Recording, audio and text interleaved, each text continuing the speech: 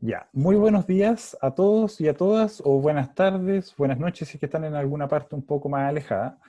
Bienvenidos a esta charla número 21 de GeoCharlas TQO. Estamos muy contentos porque ya superamos la barrera de las 20 presentaciones, como es una por semana, más o menos ya son como 5 meses que llevamos con las presentaciones y hasta ahora hemos podido continuar gracias a la participación de todos ustedes. Así que primero agradecerle un montón por la participación, por el apoyo a la iniciativa. Hemos recibido súper buenos comentarios. Hoy tenemos un nuevo invitado que nos va a estar presentando desde México. El profesor Sri Krishna trabaja actualmente en el Instituto de Geofísica de la Universidad Nacional Autónoma de México. Él es ingeniero en minería, estudió en India su pregrado y posteriormente realizó su máster y su doctorado en la Universidad de Columbia. Y a partir de 1971 se movió a trabajar a México, donde felizmente, me imagino, se quedó y ha seguido trabajando a lo largo de toda su carrera. Y uno de los investigadores más conocidos y reconocidos por todos nosotros. Y hoy día tenemos el agrado de tenerlo acá. Así que, profe, le agradezco mucho su participación. Le agradezco mucho que nos dijo que sí apenas lo invitamos. Así que lo invito a iniciar su presentación. Muchas gracias. Buenos días y buenas tardes a todos. Me doy cuenta que la charla que voy a dar es algo general, después de escuchar algunas de esas charlas que ustedes han tenido sobre temas muy específicos y de frontera. Entonces, en cierta manera es más bien un cuento de las cosas de los temblores interplaca e intraplaca y sus efectos en la Ciudad de México.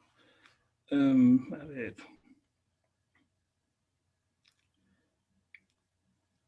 Muy bien. Entonces, como ejemplo de temblores interplaca, voy a tomar el temblor de 1985 de Michoacán, que causó un desastre en la Ciudad de México y cambió el rumbo de sismología y de instrumentación sísmica en el país. Como ejemplo de un temblor intraslab, voy a considerar el temblor de 19 de septiembre de 2017, hace 3 años, que también, aun cuando tuvo una magnitud relativamente chiquita, 7.1, causó daños en la Ciudad de México. Y el contraste entre esos los dos temblores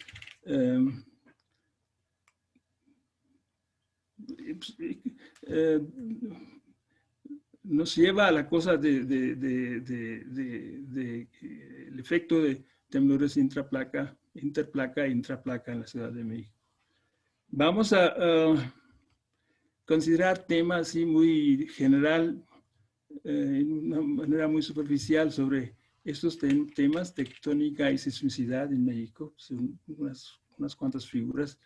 Luego, el temblor de 1985, la causa de daños en el Valle de México debido a los temblores interplaca, que ocurren más de 300 kilómetros, una cosa muy rara.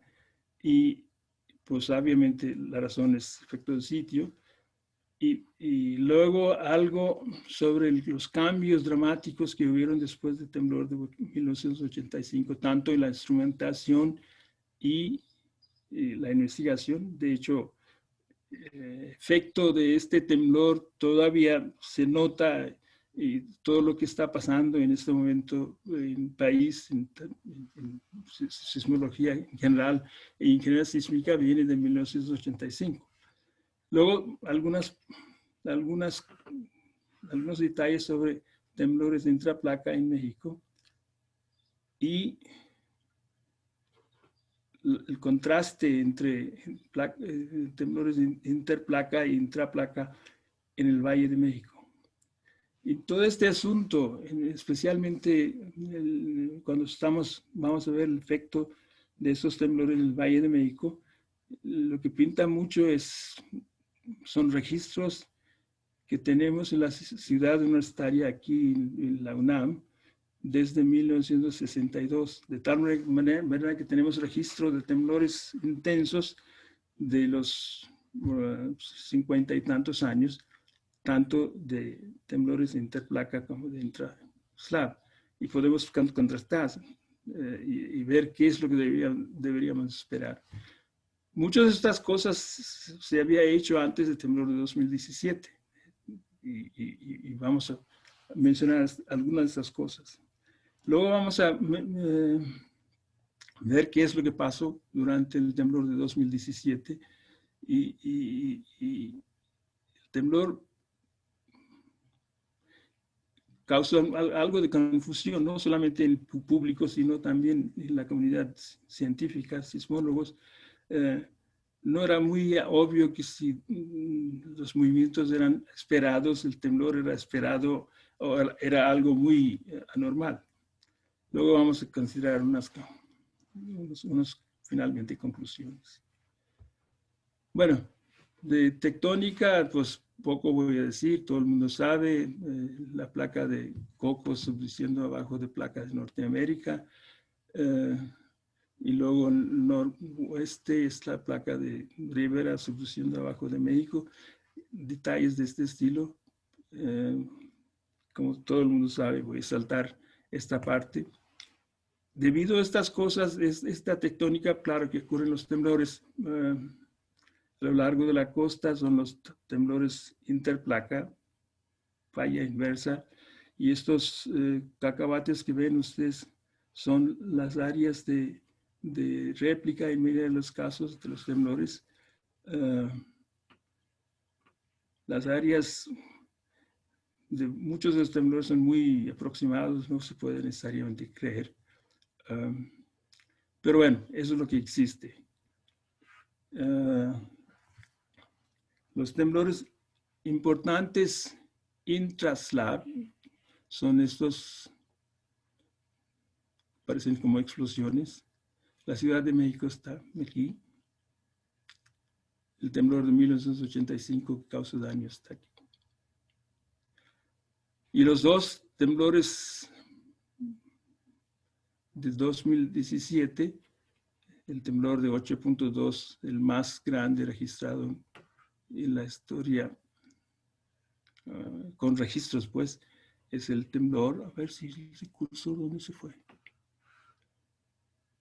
Es este temblor de Chiapas, Tehuantepec, y el temblor que causó muchos daños hace 3 años, 3 años, es aquí, relativamente cerca de la Ciudad de México.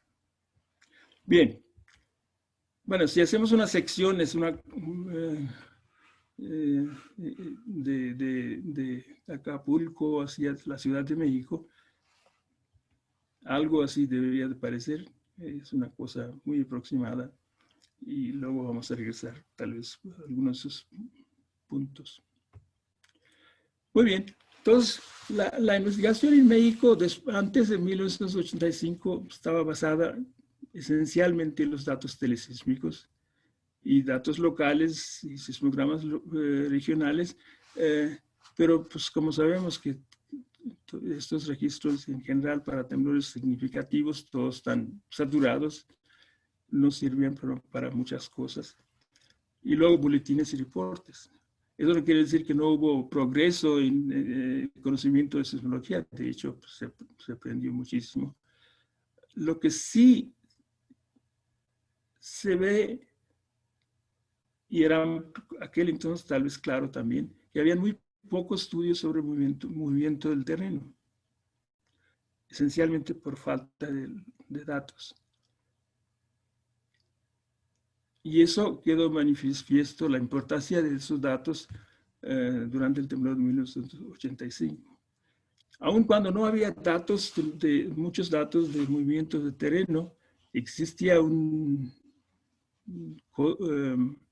espectro de diseño para la Ciudad de México, que aquel entonces se consideraba uno de los más modernos internacionalmente. La razón, claro, es que hay expertos en cálculo de de peligro sísmico probabilístico.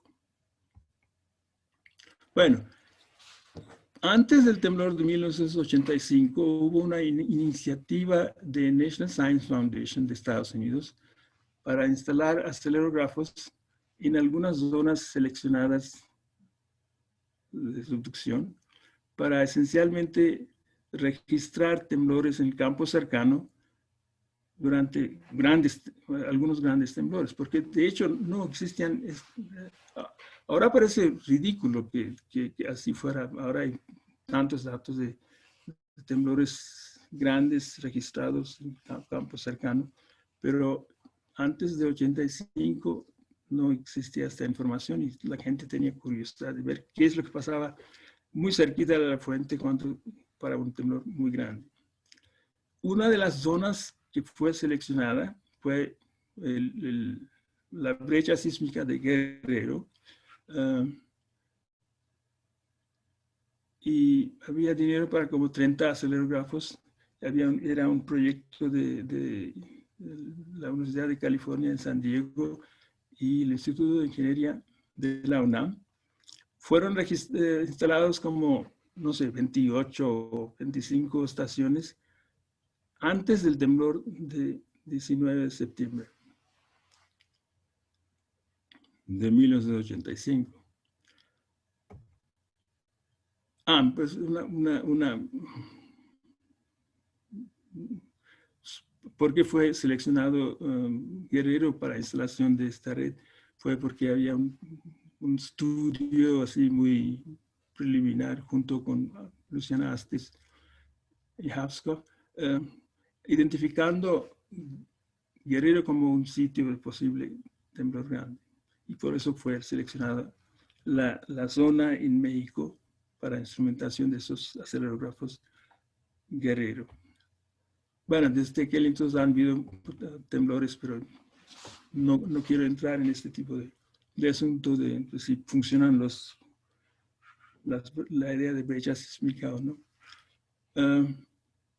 Y aquí están las estaciones. Los rojos son las estaciones a lo largo de la costa y algunos en el interior.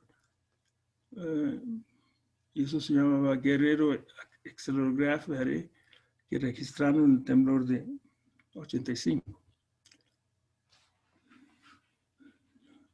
La estación de Caleta de Campo estaba justo arriba del hipocentro y son las estaciones, no todos registraron, pero eran las estaciones que se habían instalado. Aparte de estas, habían estaciones en el Valle de México, como 11. Y el resultado de este análisis de este temblor fue algo sorprendente. Se veía que la aceleración en la zona epicentral era de orden de 200 gales o menor. Es el primer, es aquí, ¿no? No. Lo cual fue muy sorprendente porque, de hecho, tanto que había duda que si sabíamos la respuesta del aparato. Sin embargo, finalmente sí supimos que sí, todo estaba bien, que la aceleración en realidad, la zona epicentral había sido muy baja.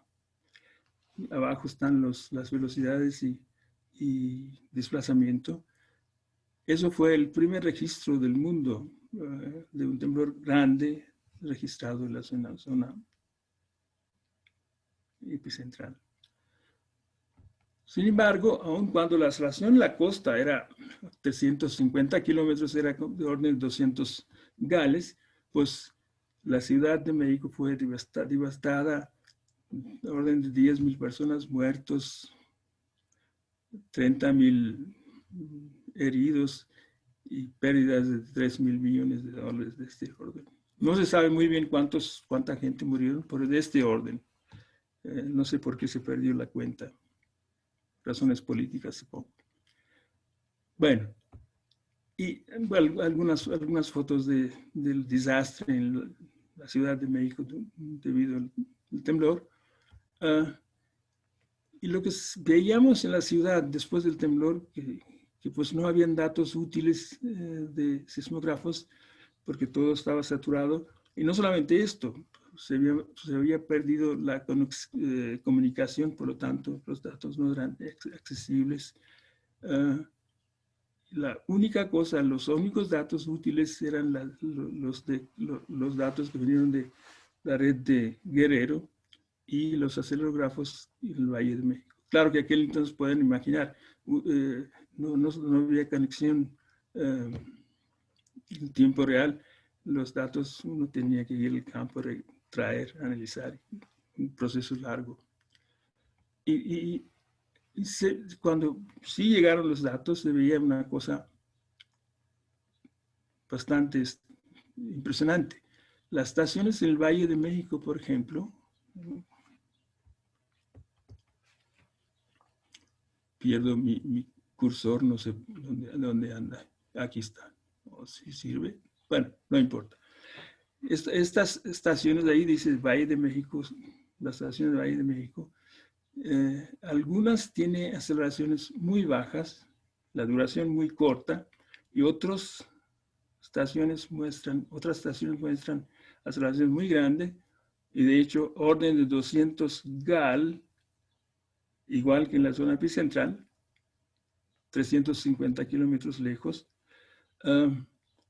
Pero hay una variación tremenda en la aceleración, la duración, la apariencia de los acelerogramos, ¿no?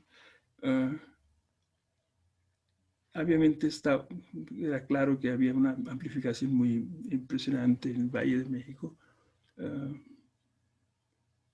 No es que no se sabía que había problema de amplificación en la zona del lago del Valle de México, pero no se había tenido tantos registros para poder comparar y saber muy bien cómo estaba este fenómeno.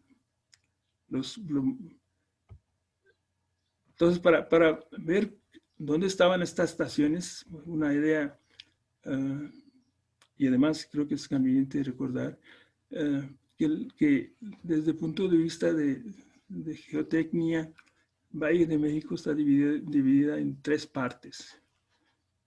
Una es la zona de lomas, que son esencialmente el flujo del agua y cosas. Luego está la zona del lago, que aquí está el color blanco, que tiene una arcilla de 30 a 50 metros de profundidad con una velocidad muy baja. Y hay una zona de transición entre las dos zonas, zona de lomas y zona del lago. Las características son muy distintas. Zona de loma tiene la velocidad de onda S es de orden de 750 metros por segundo, mientras en la zona del lago es por espesor 30, 80 metros, es una arcilla de una característica muy especial. La velocidad es bajísima, de orden de 50, 100 metros por segundo. La zona de transición es de orden de 250 metros por segundo. Entonces, se ve que las estaciones, si uno ve dónde están, pues todos los que muestran una amplitud muy grande, todos son en la zona del lago. Bueno, después de este temblor, hubo una gran preocupación porque se supone que el temblor, la red fue instalada para registrar el temblor, un gran temblor en Guerrero, y eso no, donde fue el temblor fue la zona del lado, en Michoacán. Entonces había este gran miedo esencialmente de un gran temblor en Guerrero y la consecuencia que esto podría tener para la Ciudad de México y la zona epicentral también. Entonces eso inmediatamente hubo un aumento en acelerógrafos en el Valle de México y de hecho lentamente en todo el país se instalaron sistemas de alerta para Valle de México.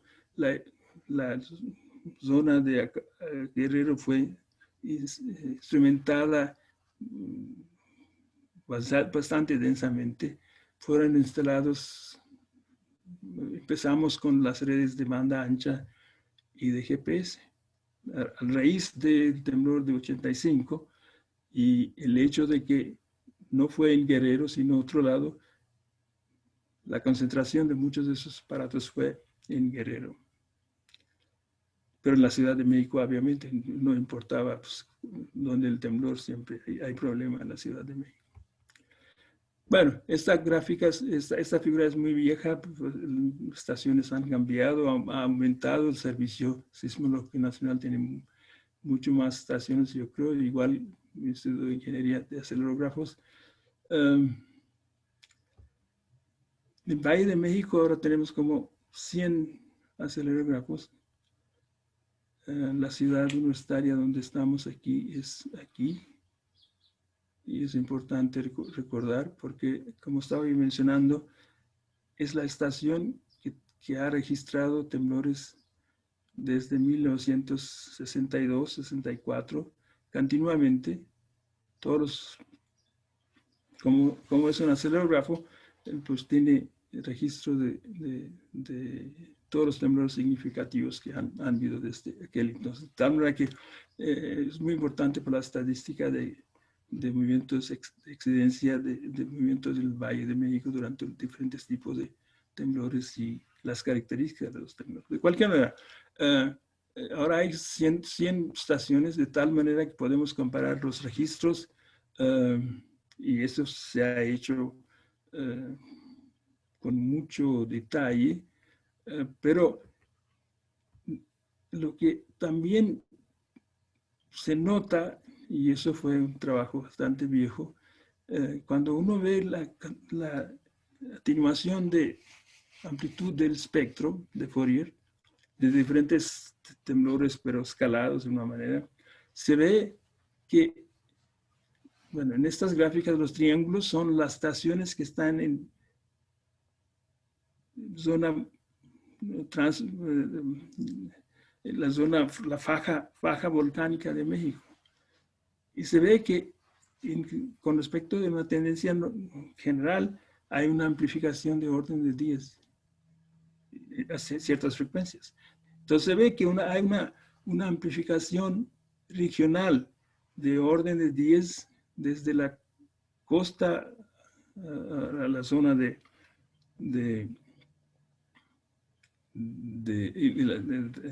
eje volcánico. Eje volcánico, no los sitios blandos como zona de lago, sino tipo zona de lomas. Entonces hay una amplificación regional de orden de 10. Y si uno ve los registros, y ahora eso es un ejemplo de un temblor registrado en varias estaciones, pero este tipo de registros hay muchísimo. Se ve, aquí está la ciudad universitaria con punto rojo. Se puede calcular la amplificación con respecto de CEU de todas estas estaciones que existen.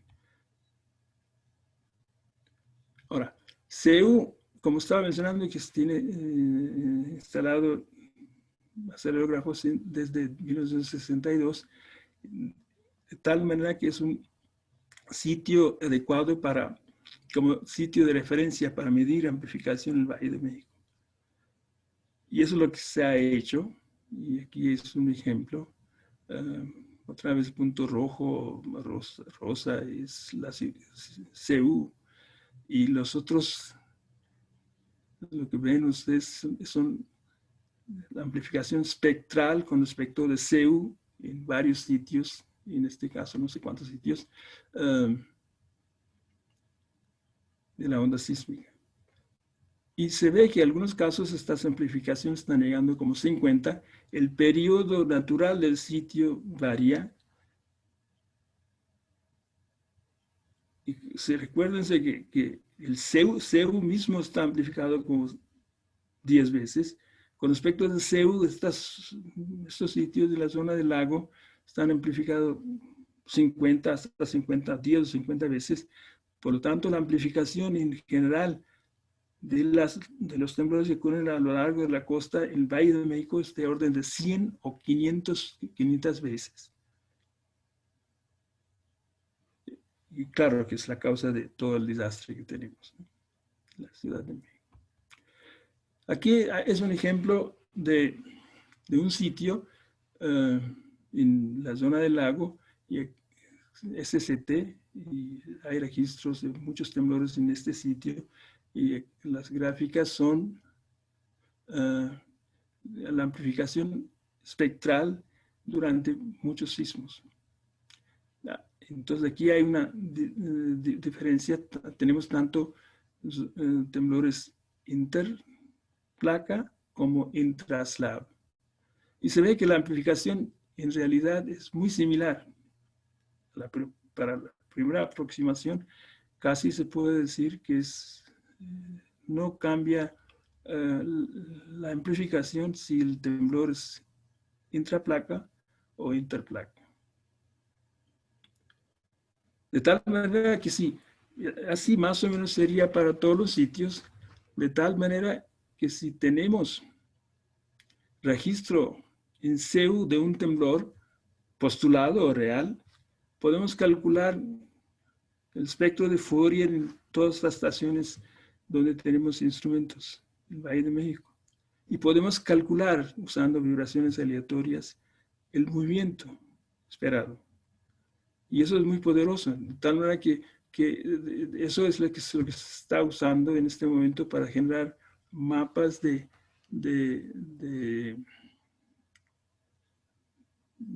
alerta para el Valle de México, no alerta sísmica, sino después de un temblor, los mapas que genera en pseudoingeniería está basado en esta cosa. Teniendo solamente el registro de CEU, se puede calcular el espectro de Fourier en todas otras estaciones, y se puede calcular PGA, espectro de respuesta en diferentes periodos.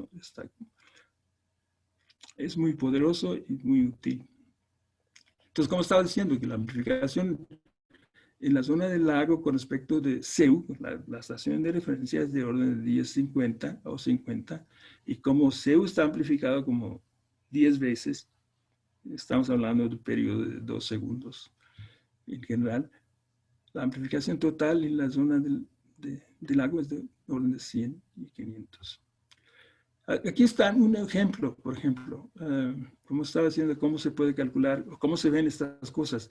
Para el temblor de 85 no tenemos tantas estaciones, porque teníamos como 11 en total.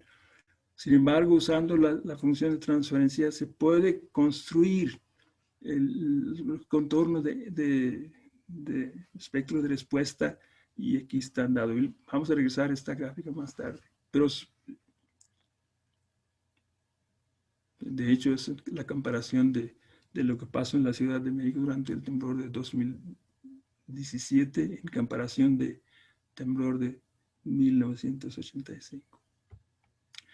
Y claro, que entonces toda esta información que los sismólogos generan, todo esto está ahí capturado como espectro de diseño para la Ciudad de México. Después del temblor de 85 hubo una cosa de emergencia, y la figura a la izquierda muestra este espectro de diseño. Con tiempo en 2004, la parte derecha muestra el espectro de diseño, y ahora se ve que hay suficiente información como para hacer el diseño. Depende ahora del periodo del sitio. Dependiendo de cuál es el periodo del sitio, se puede usar, de hecho, hay obligación por ley de usar diferente espectro de diseño. Hay que capturar de alguna manera todo lo que se ha hecho. Bueno, yo estoy dando una visión muy simplista de las cosas. todos estos fenómenos se han investigado ahora, mucho trabajo se ha hecho sobre detallitos de cómo es que la coda, el valle, en zona del lago dura tanto, si uno esperaría que el valor de Q, factor de Q, debería ser muy bajo. En la arcilla deberían de morir estas ondas súper rápidamente, sin embargo duran cientos de segundos. Y todo tipo de fenómeno, por respuesta del Valle de México, han habido muchísimos trabajos, pero pues claro, yo no voy a hablar mucho de ellos. Primero, no estoy muy al tanto de todo lo que está pasando. Segundo, tampoco hay tiempo. Bueno, muy bien. Vamos a entrar en temblores intraplaca. Hice una figura de temblores intraplaca. Como vamos a enfocar sobre el temblor de 2017, es el número 1 aquí. Aquí está este temblor. Todos esos son, como pueden ver, países normales. Y esta línea verde es la frontera, en cierta manera, donde acaba la sismicidad intraplaca. Fíjense que lo que estamos mirando a este nivel de sismicidad no necesariamente coincide con isocontorno de zona Benioff, que es mucho más suave y va hasta dentro de esta frontera entre los sismos intraplaca, donde acaban, no coincide con un contorno de 100 kilómetros o alguna cosa así, ¿no? Va de un lado al otro. Y se ve que en estos temblores, el número 1, que es el temblor de 2017, es el temblor más cerca de la Ciudad de México. Hemos detectado algunos temblores muy chiquitos más cerca, pero pues, muy pocos, y a lo mejor hay sismicidad a nivel más, temblores más chiquitos, que hay que buscar y saber qué quiere decir esto. Como pueden imaginar ustedes, una de las preguntas seguramente es qué tan más cerca puede ser un temblor intraplaca de la Ciudad de México. Y bueno, vamos a considerar este problema de latitud. Bueno, los grandes temblores intraplacas más o menos están aquí, no todos, pero varias de esas explosiones que ven ustedes. Y también el gran temblor de 2017, que ocurrió 2 semanas antes, o algo así, 10 días antes del temblor de 19 de septiembre de 2017, es de Chiapas. Hay muchísimos estudios y no voy a considerar ahora ninguno de esos detalles. Pero históricamente los temblores intraplaca han causado muchos daños, bastante daños en las ciudades en altiplano mexicano. Algunos ejemplos están ahí dados. La mayoría de esos temblores se han estudiado con bastante detalle. En particular, pues, el temblor de 1931, estudiamos Gerardo Suárez y yo, eran uno de los primeros que yo estudié de los temblores intraplaca, por lo tanto, voy a mostrar unas figuras. El temblor de 1931 fue destructor en la ciudad de Oaxaca.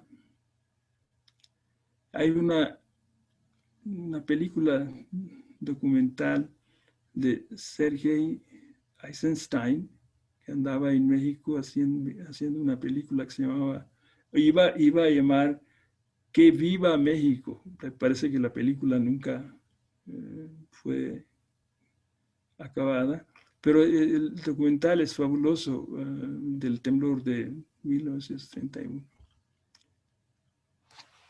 Ahí está el temblor, ¿Dónde va ese cursor que ni veo yo? No importa. Bueno, entonces,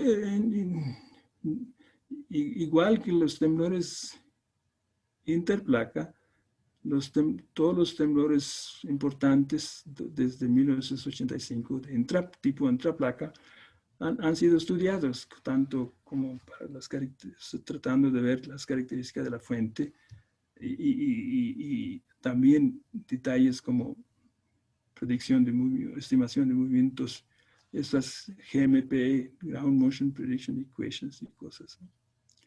Voy a mencionar unas cosas que tienen relevancia para el temblor de 2017. Por ejemplo, si comparamos el espectro en la fuente de temblores interplaca y intraplaca son los azules y los rojos son temblores interplaca de magnitudes similares en cada marco. Y se ve que los temblores intraplacas son mucho más energéticos en altas frecuencias. Y eso es, en todos los casos, parte podría ser efecto de sitio y cosas, en la manera que posibles errores en análisis y cosas. Sin embargo, la tendencia es muy clara y la caída de esfuerzo que necesitamos para explicar estos espectros de temblores intraplacas son este orden de como 4 veces más que el otro. No estoy diciendo que, bueno, es probablemente, es muy probable que sí, los esfuerzos, la caída de esfuerzos son más grandes, pero desde el punto de vista de estimación de movimiento, sí parecen mucho más energéticos los temblores intraplaca que interplaca. Y esa observación está de acuerdo con muchos trabajos sobre esfuerzos aparentes y cosas de este estilo. También en el caso de Chile hay estudios sobre el temblores de Coquimbo que muestran la misma tendencia. Entonces, una conclusión es que sí, son más energéticos los temblores intraplaca. Y si uno compara la atenuación con distancia de diferentes parámetros como PGA, PGB y espectros de respuestas a diferentes periodos, se ve que por lo menos cerca a distancia de 200 kilómetros o menos, intraplaca, los movimientos debido a temblores intraplaca son más intensos. Una de las cosas que también tiene relevancia es esta observación que parece sorprendente. Bueno, cuando hicimos la estadística nos parecía sorprendente. En la ciudad universitaria, si uno ve los registros de aceleración, se ve que la tasa de excedencia de los temblores de intraplaca y interplaca en la Ciudad de México, en CEU, es esencialmente igual. No quiere decir que los daños que ocurren son igualmente frecuentes, porque una aceleración baja, si viene de la costa, es una cosa, y creo que vamos a entrar en algunos de esos detalles. Sin embargo, si uno solamente está hablando de PGA, la tasa de excedencia es casi igual para los dos tipos de temblores. Bueno, en todo este asunto, entonces lo que estoy diciendo es que sí se ha estudiado en gran detalle muchos de esos temblores intraslab y las características de ellos desde el punto de vista de la fuente y también estimación de movimientos de terreno. Y ocurrieron esos dos temblores. Los dos fueron extraordinarios. El temblor de 8 de septiembre, como estaba mencionando, fue de 8.2. Es el más grande jamás registrados en México. El otro temblor que ocurrió 11 días después es lo que estamos hablando, que causó daños, que es de orden de 130 kilómetros de distancia del Valle de México, y tiene la característica de ser el más cercano y el más devastador temblor intraplaca. Bueno, otra vez la distancia de las dos cosas. Bueno, entonces fue algo sorprendente, en el sentido de que pensábamos que, bueno, pues más o menos sabíamos todo lo que pasa en la Ciudad de México y que, de hecho, fue algo sorprendente lo que pasó durante el temblor de 2017, el daño en cierta manera, ¿no? Murieron como 230 personas en la Ciudad de México, muchos edificios colapsados y dañados. Y la historia de la Ciudad de México fue el segundo temblor más destructor solamente después de el temblor de 1985. Bueno, entonces, claro que rápidamente hubo inquietud después del temblor, si el temblor era o no era esperado en términos de la magnitud y distancia de la Ciudad de México. Luego, que si los movimientos hubiéramos esperado un movimiento así para un temblor de esta magnitud y esta distancia. Y una cosa que sí se notó que había una diferencia muy marcada en el patrón de daño en la Ciudad de México con respecto a temblor de 85.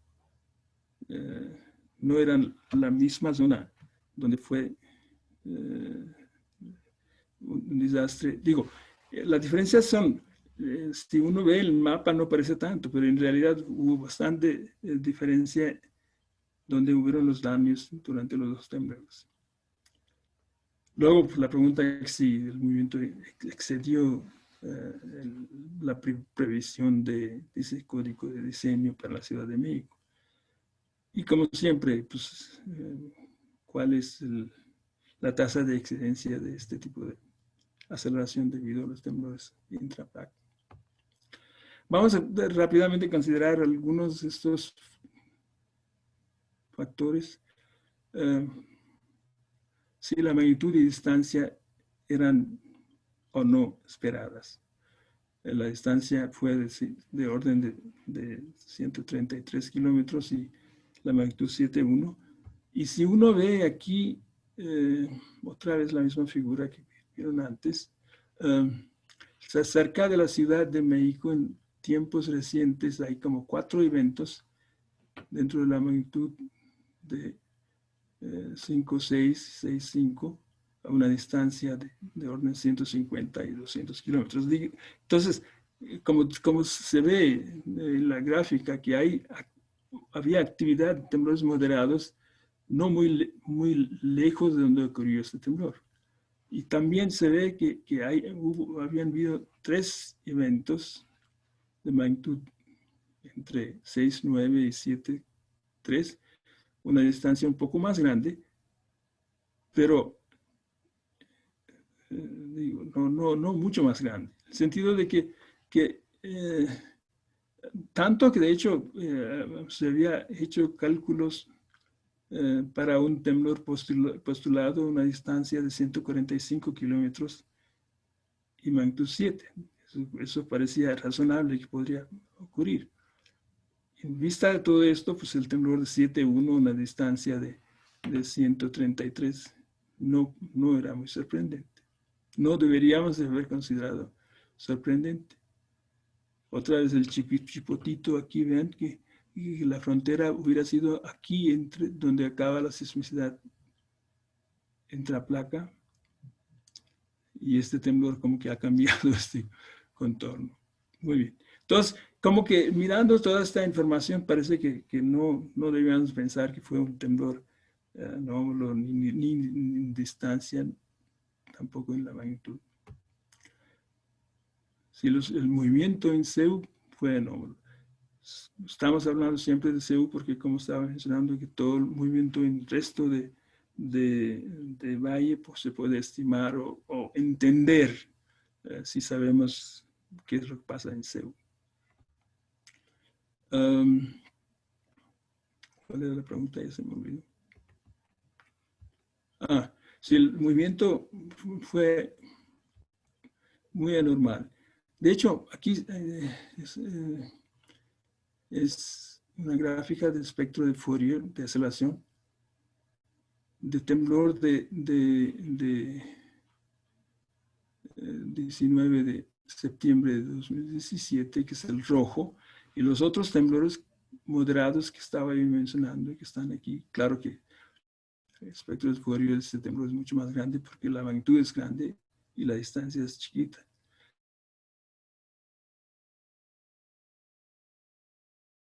Escalado o corregido, reducido a una distancia igual que el temblor de 19 de septiembre. Se ve que pues, es más grande, pero eso tampoco tiene importancia, digo, no es razonable porque así las magnitudes de estos temblores son más chiquitos que el otro. Antes se había calculado usando este temblor como función de Green, un temblor postulado de magnitud 7. Y aquí están las gráficas. Eso fue en 2002, Iglesias etc. Y la predicción, la función de Green es el temblor más chiquito, ¿no? 5,9. Los otros son estimaciones basadas en suma de funciones empíricas de Green. Y los rojos son los observados. Se ve que, por lo menos en esta gráfica, los movimientos no parecen muy diferentes de lo predicho por estos cálculos. Aquí está otra vez las trazas de abajo son la función de Green y movimiento sintetizado usando esta semilla. El rojo es para magnitud 7, eso lo he observado, magnitud 7 y el observado se ve que observado de hecho en este caso parece más grande que lo calculado. Pero por ahí andaba la cosa. Ahora, conviene ver la gráfica de abajo, los dos cuadros. La izquierda es otra vez el rojo, el espectro de temblor de 2017 y los negritos de abajo son otros temblores de magnitud 6, 9, 6, 7, 3, 7, 2 a una distancia más grande, por lo tanto la amplitud es más chica. Sin embargo, D aquí es ya estos espectros ya están corregidos por Q y dispersión geométrica y están todos juntos. Se ve que el rojo sigue siendo más energético en un rango de frecuencia de orden de 1 a 2 segundos.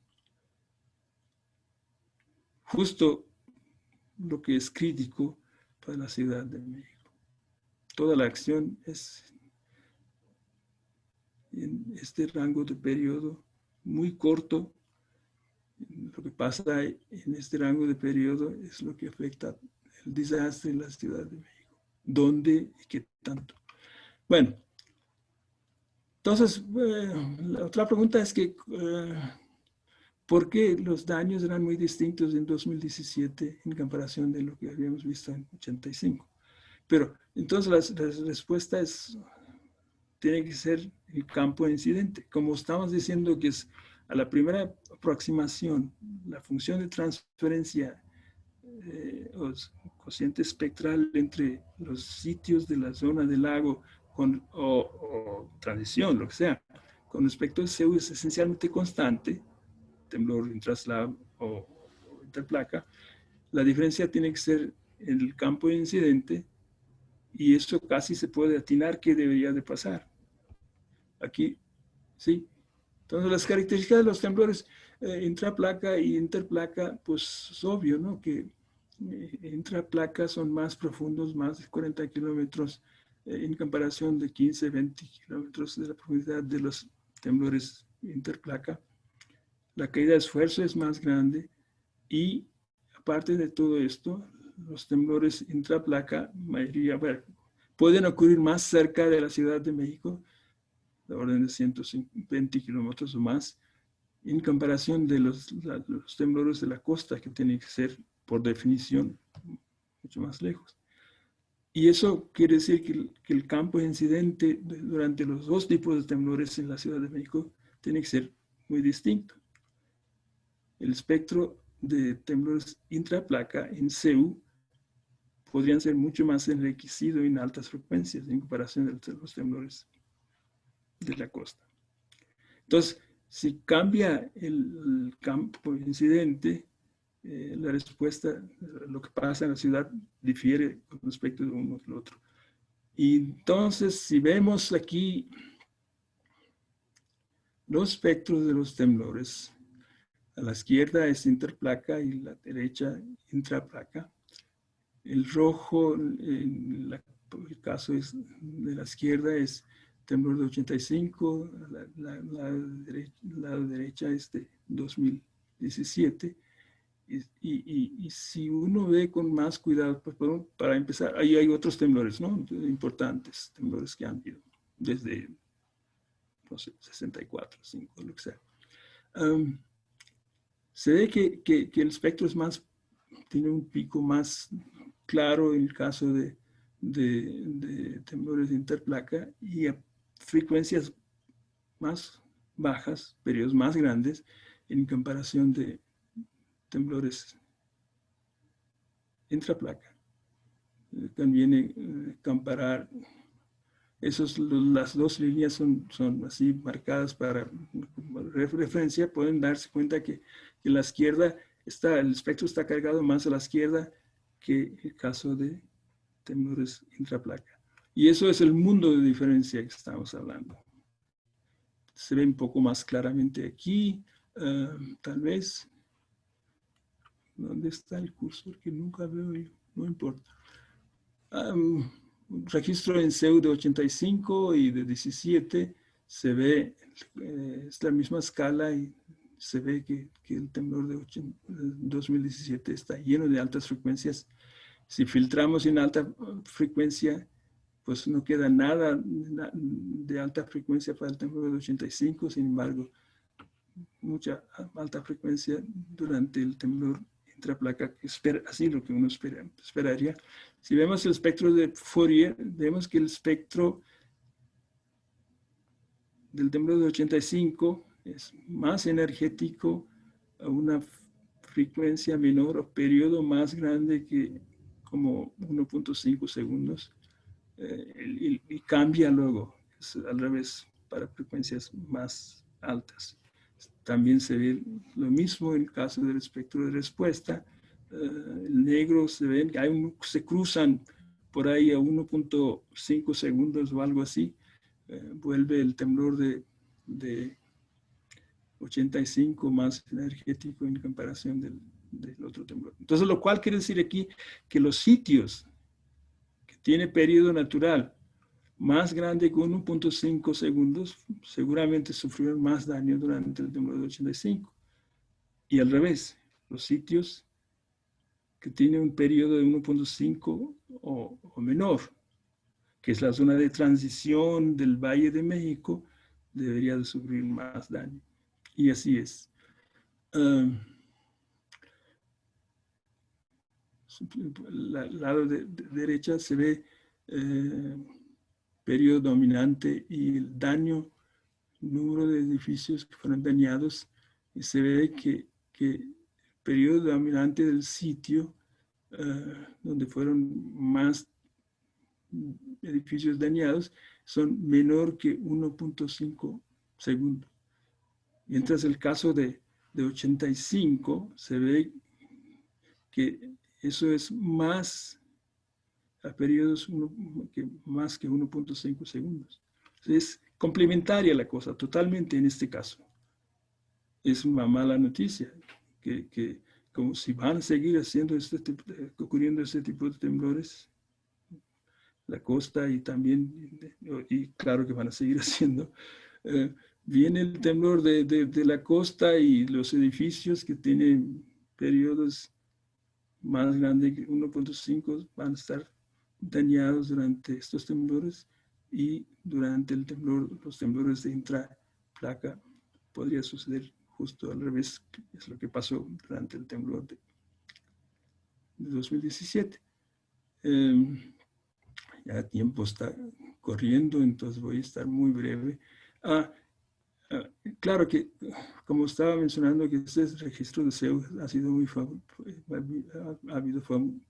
muy útil para estudiar este tipo de diferencias entre los dos tipos de temblores y las causas de daños y cosas en la Ciudad de México. Aquí es una gráfica de tasa de excedencia de PGA solamente para temblores de intraplaca. Es de los puntitos azules, ¿no?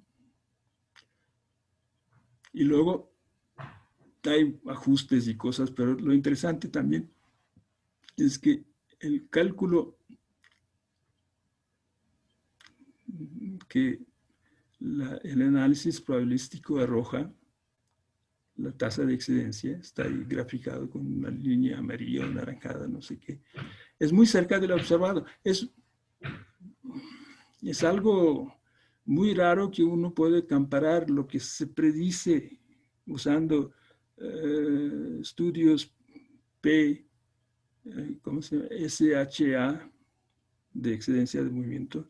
No se puede, es muy difícil de checar que si están las cifras saliendo bien, porque en este cálculo va un chorro de cosas, estadística de los temblores y atenuación y muchísimas cosas, todos muy incierta, y finalmente tiene un producto, pero no sabe qué tan real es. Aquí en el caso de Ciudad de México se puede ver que lo que empíricamente estamos observando es lo que estamos obteniendo más o menos con el análisis probabilístico de las cosas. Otras grafiquitas, pues hay un chorro de detalles que no voy a entrar, y se ve que periodo de retorno de aceleración de orden de 60 GAL, que fue durante el temblor de 2017, podría ser cerca de 160 años o algo así. ¿Y qué pasó con el código, de diseño, espectro de diseño?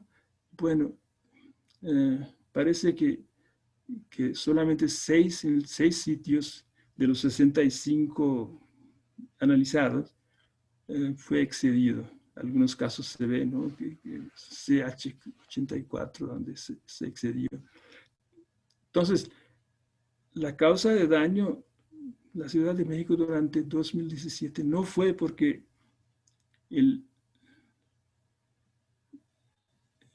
porque el movimiento excedió el espectro de diseño. Más bien indica que estos edificios fueron construidos antes de la vigencia que entraron en efecto este tipo el nuevo código de diseño. Luego, las preguntas clásicas: ¿pueden ocurrir temblores más cerca que el temblor de 2017? Pues es una tarea difícil. Hay que saber, no sé cómo se puede determinar, pues se puede especular algunas de las cosas. Eso también aquí es una caricatura. Entonces, en vista de todo lo que está pasando en este momento, si hiciéramos un perfil desde la trinchera hacia la Ciudad de México, pues la interfase podría ser algo así. Hay eventos lentos más abajo, esta parte verde, hay tremores no volcánicos, y luego puede ocurrir un temblor de 8.2 en interfase, quién sabe.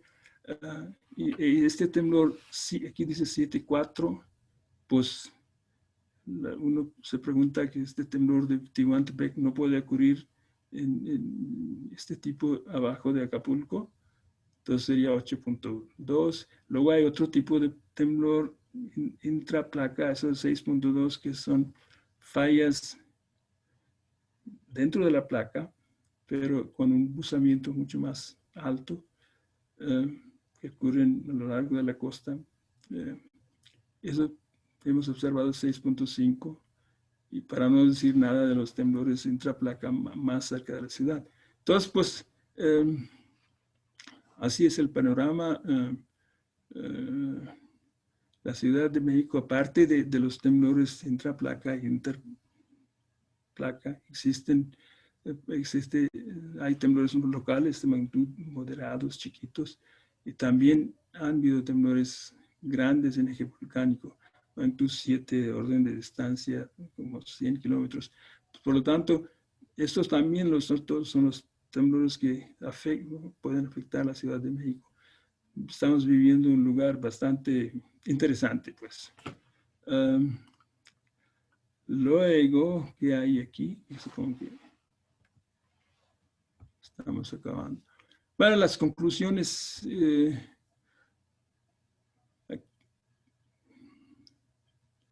el temblor de 2017 fue el temblor más cerca de la Ciudad de México, intraplaca, orden de 133, y temblor de 7 a una distancia de 145 kilómetros, pues era más o menos anticipado.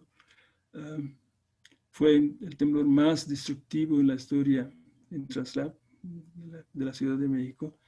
La aceleración PGA 56 cal en CEU, en 54 años del registro, es el más grande. Solamente 27 gal durante 1985, que estamos viendo las características de los registros, ¿no? Relativamente parece que el movimiento era poco más enriquecido, una banda de frecuencia de 0.41 Hz, y es la frecuencia crítica para la Ciudad de México. El patrón de daños difiere durante este temblor con respecto al temblor de 85. También estaba anticipado, se habían hecho otros cálculos sobre esta cosa.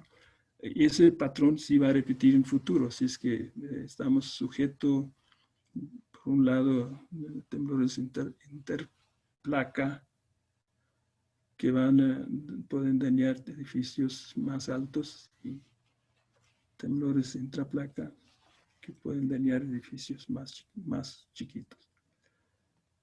Bueno, así es la vida. Muchas gracias.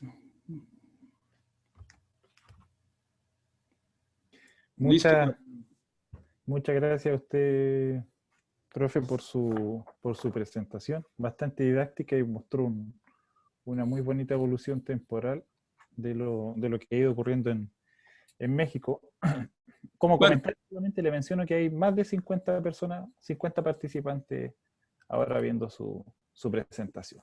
Porque pensaba que no iba a llegar nadie. ¿No tiene otra cosa mejor que hacer o que yo no? Medio centenar de personas lo está viendo ahora en vivo y en directo. Así que muchas gracias por su presentación, y a todos los que se conectan. Bueno, para las personas que están con algunas preguntas, les comento que pueden ir dejando sus preguntas en el chat y las vamos a ir leyendo. Si quieren dejar algún comentario, felicitaciones, un saludo, lo que sea, luego nosotros enviamos el chat a los presentadores.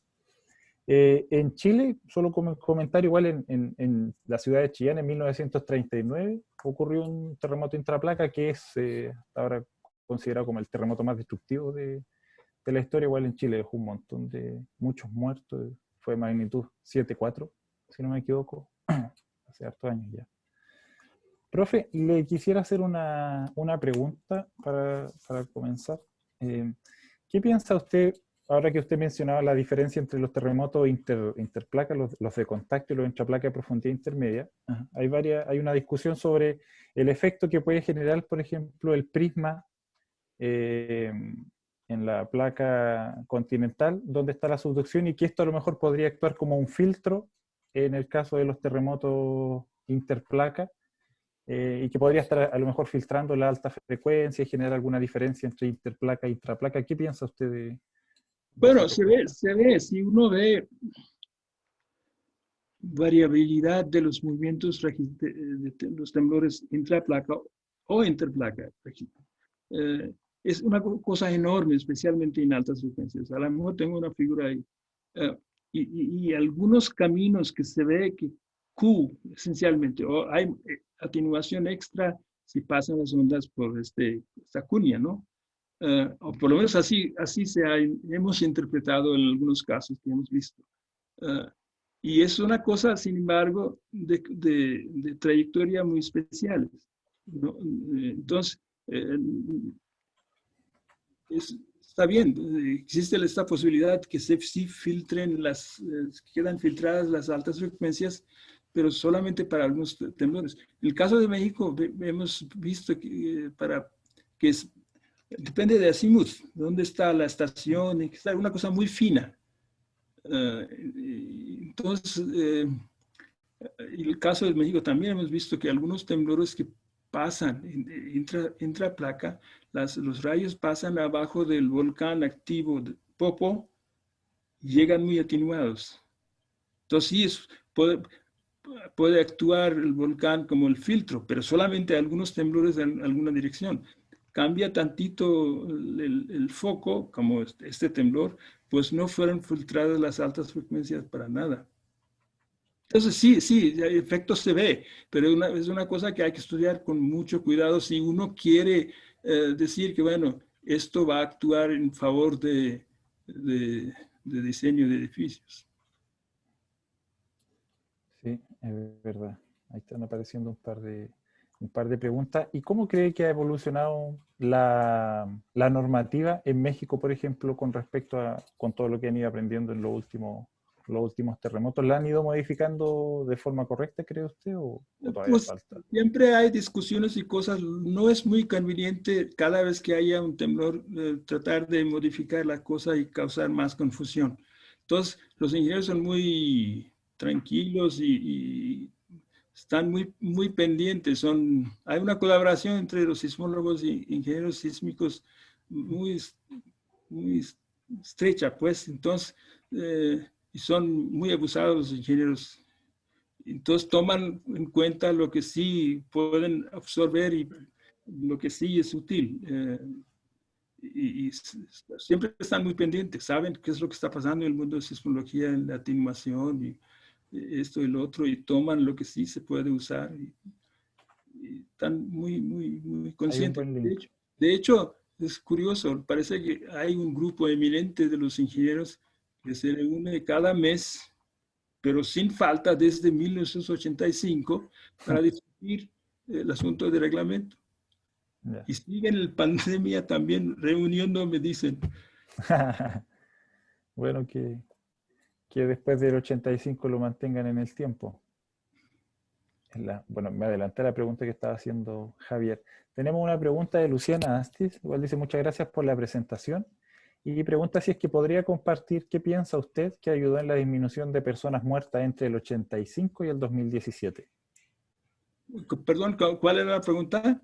¿Qué piensa usted que fue lo que ayudó a disminuir el número de personas muertas entre el terremoto de 1985 y el del 2017? Yo digo que característica del temblor más que otra cosa.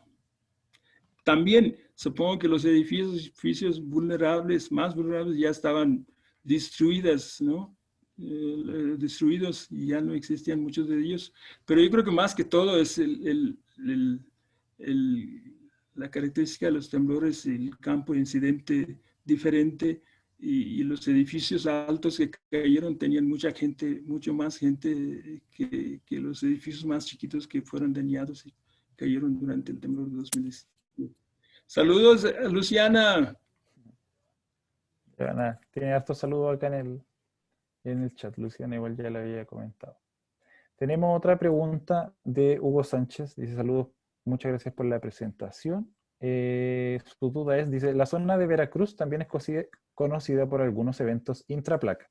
¿Qué otras regiones serían de gran interés con respecto al riesgo sísmico en las ciudades del Valle de México, que por ahora hemos dejado un poco de lado en los estudios? Otras fuentes, bueno, si uno ve el caso del Valle de México, dentro de la bahía hay muchísimas fallas, como 20 o 30 fallas, según los geólogos, activas, que tiene una dimensión de orden de 20 kilómetros. Ahora, cualquier de estos que se rompa esta cosa, no sabemos nada de periodo de recurrencia ni nada, ¿no? Siempre se puede decir que rompa uno de estos de 20 kilómetros, eso sería magnitud 6 punto algo, eso sería súper desastroso. Entonces es una fuente latente que es justo abajo de la ciudad y de hecho no sabemos muy bien qué hacer con ellos. No hay, si uno ve desde 1900 registros y reportes y cosas, no parece un temblor mayor que 4.5 en el Valle de México local. Entonces, pues, a lo mejor no son muy frecuentes. Podría ocurrir cada 1000 años. No sé, no tengo la mínima idea. Pero sí es una fuente que sí deberían de preocuparnos. Y también, en general, en eje volcánico mexicano, pues hay temblores relativamente grandes que han ido y pueden ocurrir uno abajo de la ciudad, en la Ciudad de México. Entonces, ¿cómo tomar? Los que hacen cálculo de peligro sí están. Que tengan disponible. Por un lado, geólogos dicen, se puede romper esta cosa. Lo que pasa es que no dicen el periodo de recurrencia. Si cada 1.000.000 de años, pues, ¿quién le importa? Claro. Hay que tratar de poner un poco más de números desde la sismología, si es que se puede. Otra pregunta, profe, que me llega por interno. Presentó hace un tiempo atrás Germán Prieto sobre los terremotos de intraplaca también, donde mostró la complejidad de estudiarlos por las profundidades y por la dificultad de obtener información desde los datos.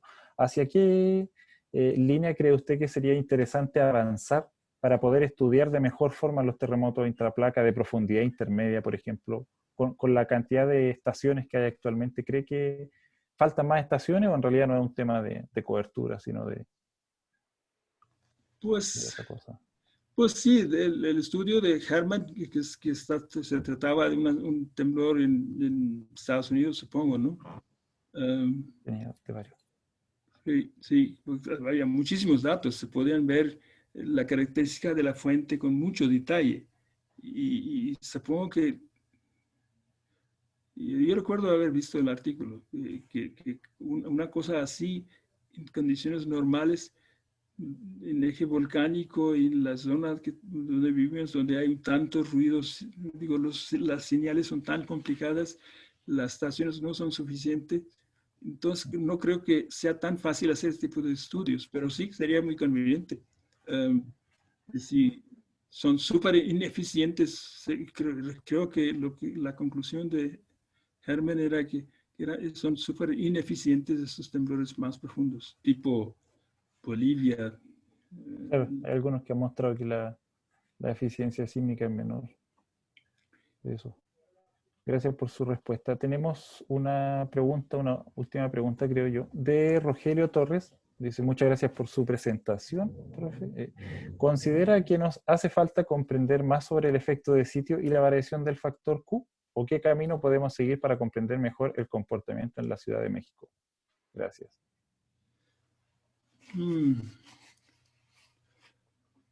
Bueno,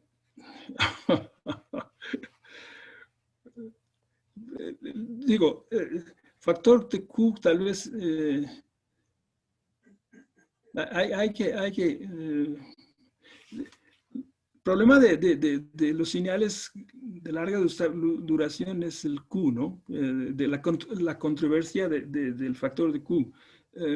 porque si Q es muy bajo en la zona del lago, en la arcilla, pues deberían de morir en general estas señales muy rápidamente. Entonces, para superar esta cosa se ha propuesto que no es un modo fundamental que está viajando, sino son modos superiores que están propagando abajo de las arcillas de tal suerte que estos no necesitan, no ven el Q muy bajo de la arcilla, sino Q más abajo podría ser más grande, por lo tanto explica. Pero hay un chorro de complicaciones y las son tan largas y ha habido gente haciendo muchos cálculos.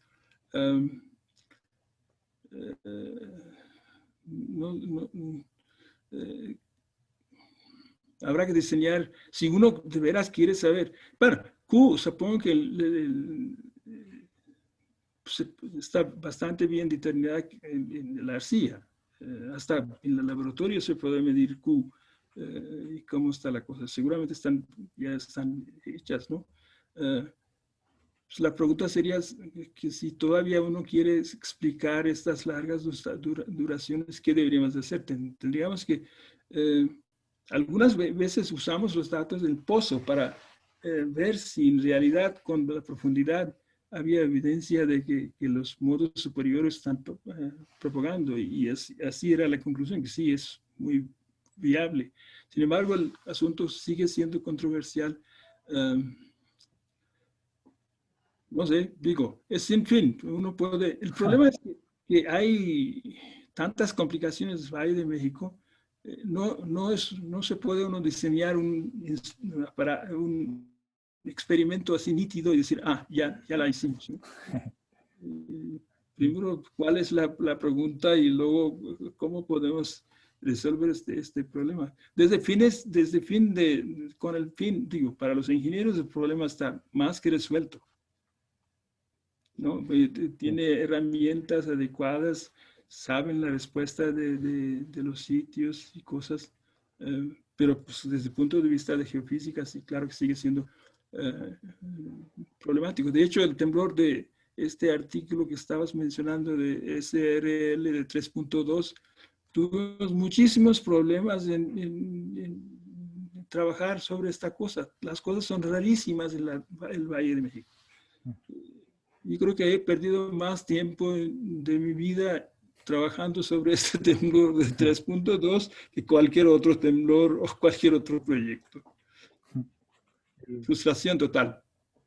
Sí. Para la gente que el profe está hablando de un paper que estábamos discutiendo antes de empezar la presentación, que entre paréntesis aprovecho a hacerle propaganda. Es un paper de él que salió recién en Seismological Research Letter, donde muestra que un terremoto magnitud 3.2, ¿verdad?, generó la aceleración más grande registrada en México hasta ahora, en Ciudad de México. Así que si alguien lo quiere revisar, Seismological Research Letter. Vamos a pasar acá una última pregunta de Natalia. Dice, muchas gracias por su presentación tan didáctica. ¿Cuáles podrían ser las causas de que los sismos sean más energéticos, los intraplacas sean más energéticos que los interplaca? Bueno, la explicación clásica es que, bueno, interplaca es la interfase que rompe sucesivamente y pues no es capaz de sostener deformaciones grandes y se rompe. De hecho, pues hay temblores silenciosos, la misma parte que rompe durante el temblor también. Entonces es una cosa bastante lubricada, se me hace, ¿no? Mientras intraplacas no son fallas que no rompen muy seguido, tienen periodos de recurrencias muy grandes, son más profundos en todos los sentidos, pues uno esperaría que fueran más fuertes, ¿no? Y cuando rompen, sí. Los esfuerzos deben ser muy diferentes considerando la presión, temperatura a las que están sometidos. Y las fallas no rompen así periódicamente, no tienen un periodo de recurrencia que uno sepa. Sí. Pero Natalia, hay un paper de Germán Prieto, el 2012 me parece, donde él hace un review usando unos NES de terremoto intraplaca y menciona todo el tema de la parte de difusión, así como datos, si quieren si quieren buscar. Muchas gracias entonces a todos los participantes. Muchas gracias a usted, profe, por participar, por presentar el día de hoy. Para el próximo mes estamos organizando las conferencias, así que vamos a tener, hoy día es la número 21, vamos a completar por lo menos hasta las 25, porque hemos tenido público, así que le damos las gracias a toda la gente que participa, a la gente que se la juega con las presentaciones. Si a alguien le gustaría presentar o conoce a alguien que le gustaría presentar, puede enviar un correo también con el contacto, porque nosotros tratamos siempre de ir contactando a harta gente, pero uno nunca tiene todos los correos. Así es que cualquier cosa nos envían un contacto y los podemos nosotros invitar a participar. Gracias. Y eso, nos vemos la próxima semana. Que tengan una muy buena semana. Muchas gracias, profe. Adiós.